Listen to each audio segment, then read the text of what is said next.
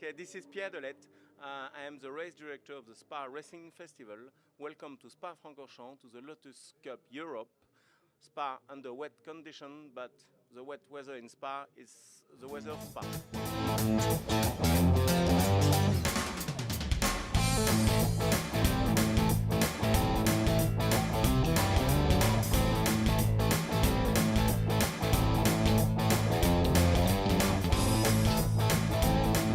The legendary Spa-Francorchamps circuit, a highlight on any categories calendar, and for the Lotus Cup Europe it's no exception as we take a lap with one of the front runners, Mark Speller.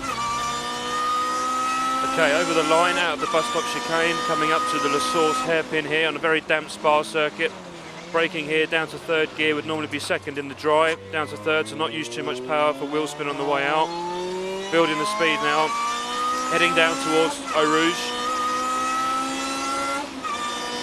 Up to fifth gear, running next to the pit wall, just get into sixth here before turning over the curb, gently on the brakes down to fourth gear, finding the grip here, very greasy, slight wide dry line there. Now down the Kemmel straight, getting up to sixth gear eventually, just touching 140 miles an hour before braking down for the Les Coombe chicane. Very long straight here, the car's absolutely maxed out.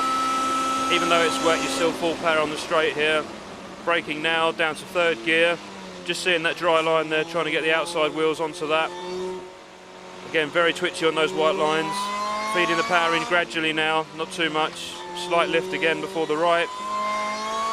Now the run down to the Rivage hairpin. And I'll be taking a nice wide wet line down here again to find the grip for the front tyres. You'll normally be turning in now. Now you're going right around the outside of the hairpin. Middle of the road now where the dry line is, looking for the exit, build the power up to fourth gear, brakes, turning left, now heading down to the poo on double left, quick left-hander. Very slight dry line there, looking for a braking point to reference, down to fourth gear again, very tentatively turning in, using a little bit of power just to keep the car moving forwards. Again, very tentative on the exit here, you'll see the car twitching now.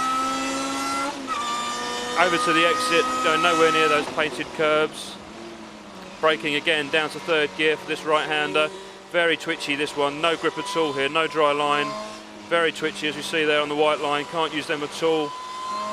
Building this exit speed up now, up to fourth gear. Braking again down to third for the right-hander. Now heading down towards Stavelot. Again, nice dry line there, you can turn in, wanting to get on the power, looking for your exit, building it up, off we go.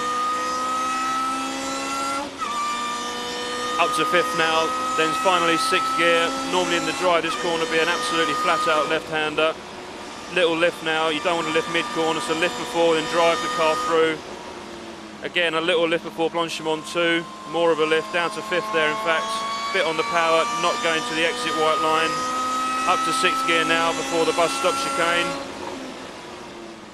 Braking and right down to third gear. On that nice dry line for the brakes, keep it straight. Turning right, almost back on yourself. Now just fighting for traction for that final run up to the line on the start straight there. Bit of a twitch on the way out. Nice run to the start line now. That's pole position at Spa-Francorchamps.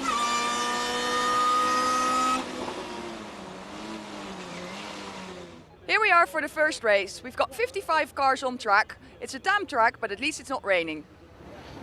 Yes, but it's still very tricky conditions, as on pole position we've got Mark Speller, alongside him John Walker, but an absolutely gigantic grid as ever in the Lotus Cup Europe. 55 cars took the circuit for qualifying as they set off behind the pace car.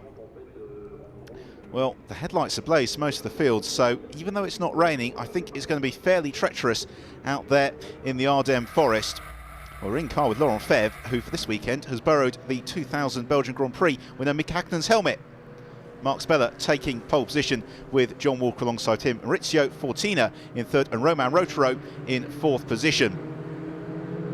Olivier Cunat well up in the Exige class, starting 11th place. He'll be fighting all the way with Gregor Zechka and Pete Story and Tom Chataway. Good qualifying from the pair of them in 13th and 14th position. Ken Savage, an excellent session from him in the production class, up into 27th position. David Harvey, disappointing season from him continues, starting in 28th place. Thierry Verheist also, I think, would want to be further up than 32nd position.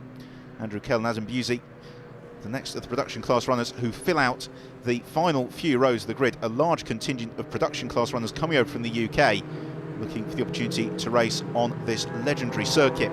Nigel Ayres in 51st, Dan Plant 52nd. I think we could expect to see him improving from there, with Yves Courreman rounding out the grid. We go in car with Christophe Legendre. As the pace car pulls in, they go side by side. It's going to be a rolling start as we wait for the red lights to go. Then they will all be accelerating way to the source. Here we go. And it is leading the way, Mark Speller. He's got John Walker to the right-hand side of the screen, but who'll make it safely through the source the first time. It's very slippery, but Mark Speller's an experienced driver, so he makes it through safely. Maurizio Fortina also well up in the white 109 car. I think he was in third, as the field do better than most of the Formula 1 cars of the past 20 years. They all make it safely through the source. We go in car with Christophe Legendre, the Boursier competition man, into Eau Rouge. They go, and Legendre, who's found his way up into third. There's a big slide from Romain Rotaro in fourth position. The car just breaking away from him, did very well to hold it together. Everybody else charging up through the legendary Eau Rouge corner, and then they'll head onto the Kemmel Straight, where in the lead of the race we've now got John Walker. So John Walker has been able to find his way past Mark Speller. So it's John Walker leading the way from Speller in second. It's Lotus 211s as ever at head of the field, then Legendre in third. A good start from him, because he's usually better in the second race of the weekend, but Christophe Legendre off to a flying start, a little bit offline as they make their way down the hill to the right-hand hairpin. We go in car with Olivier Cunat, who is right in the heart of the Exige class battle. It's all looking very treacherous and very slippery. Well, Legendre in third. We can see the battle for the two leaders going on up ahead. Who's at the rear of the pack? They are still arriving at Les Combes, and that's Markus Nikovic with Nigel Ayres on his tail. In car with Legendre as he goes down into fourth position because Romain Rotaro gains the place. So Rotaro goes up into third, which is probably what we'd have expected to have happened with the form book this season, as everybody makes it through this double left-hander, which doesn't really have a name, but it's one of the favourite corners of really every driver who races at Spa. They just love the way that the road falls away, and therefore the sequence of corners just gain in speed as it winds its way through the beautiful Ardennes countryside. Still, the cars keep coming, and I think everybody's going to find somebody to dice with as this 20-minute race continues. We're in car with Maurizio Fortina as we see the brake lights of Laurent Febvre just up ahead of him. You can see it's Laurent Febvre because of the blue striped helmet of Mika Hakkinen's colours, as they make their way on towards Blanchimont now, one of the fastest sections of the Spa-Francorchamps circuit. And Fortina is seeing Febvre just begin to drive away from him, as back into the lead of the race has gone Mark Speller. So we've got a ding-dong battle at the head of the field. It's Speller who is now leading the way from John Walker, and Romain Rotaro is coming onto their tail as well to join the battle. So as they all come under braking bus up chicane, you can see there's a solitary dry line, as that's looking a little bit bold from a couple of the cars ahead. I think that's John Rass, possibly in the orange car, who bounces across the chicane.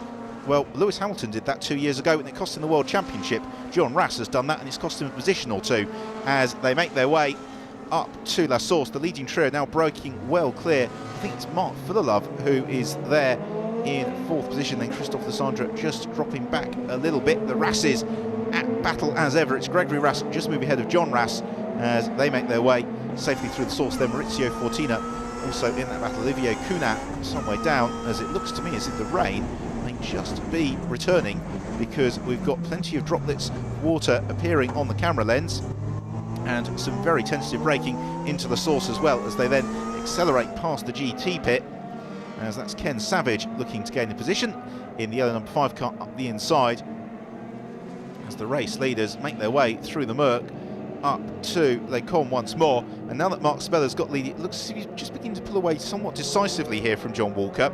I'm sure that John is really staying quite in touch with him as Christophe Legendre his way through the Common. We can see here one of the challenges of the Spa circuit, which is that it's raining at the Source at the moment, but here out on the far side of the circuit there is very definitely a dry line beginning to emerge, which provides all sorts of challenges for the drivers as they pick their way in an endless stream around the circuit. as the leader's already about halfway through the lap, and it's definitely Speller who's pulling well clear now of John Walker, who's being caught with some rapidity by Romain Rotaro. So the battle really heating up for those positions. We've also got Christophe Lesandre, who has got Gregory Rass beginning to home in his tail. Rass in the white exige, looking to the inside of Lesandre, just at the very top of your screen. Is he able to make the move through? No, he's not, into the right-hander. So it's Lesandre who keeps Gregory Rass at bay, but it means that he's also pulling away from John Rass. Well, here is a very fine view of the rear of Pete Story's Lotus 211 from in-car with Olivier Cunat. At the moment, we're seeing Pete Story moving up the road ahead of him as Story looks to make the move on the car ahead. Is he going to be able to find his way through? It's all looking a little bit congested, but through he goes. And that is Tom Chataway who goes down the position, or wobble with Cunat. And despite the wobble, he actually closes onto Tom Chataway. Is he going to go up to the inside of Tom Chataway? I think he is, so a place gained for him, as Romain Rotaro has also found his way past John Walker out of our sight, as well Gregory Rass has gone past Christophe Lesandre, and Christophe Lesandre could well find himself being passed here by John Rass as well. You can see Lesandre checking the mirrors. I suspect we're going to see an orange exige appearing one side or the other as we go under braking into the bus stop chicane. Yes, there it is, but he's not quite close enough, so Lesandre holds on. He runs a little bit wide, slightly offline actually, onto the damp parts of the circuit, and that is going to give John Rass possibly a good opportunity as they accelerate on towards La Source hairpin. Is he going to be close enough? We're in car with Olivier Cunat, under braking to the bus stop chicane. He's leaving that very late, no grip there across the curb, and Olivier Cunat somewhat overcooks it, so he does a U-turn. He'll be back into the fray. I'm not sure he's even lost too much in the way of positions, as plunging down out of the Source go the field. As coming into our view sideways is Pete Story.